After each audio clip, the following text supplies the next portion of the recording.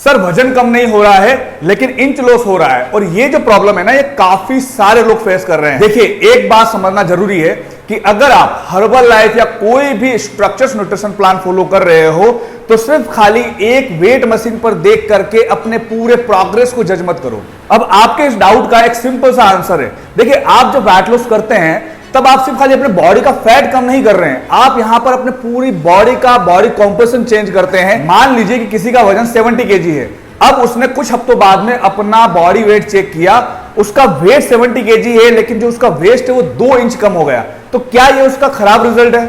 ऐसा बिल्कुल नहीं है। बिकॉज हो सकता है कि उस कंडीशंस के अंदर उसके बॉडी का फैट कम हुआ हो, उसका बॉडी शेप इंप्रूव हुआ हो, या फिर उसका मसल मास इंक्रीज हुआ हो। इसलिए फैट लॉस जर्नी के अंदर सिर्फ खाली वेट नहीं देखना चाहिए।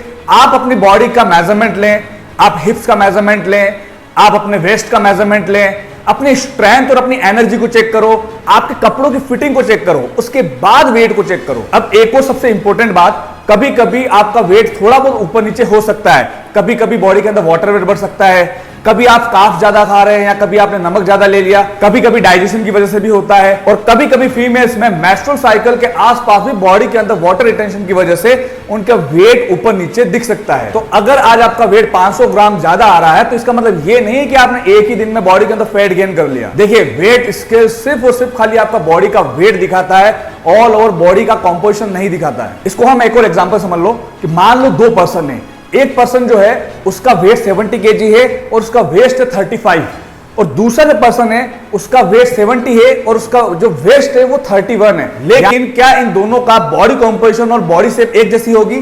ऐसा बिल्कुल नहीं है।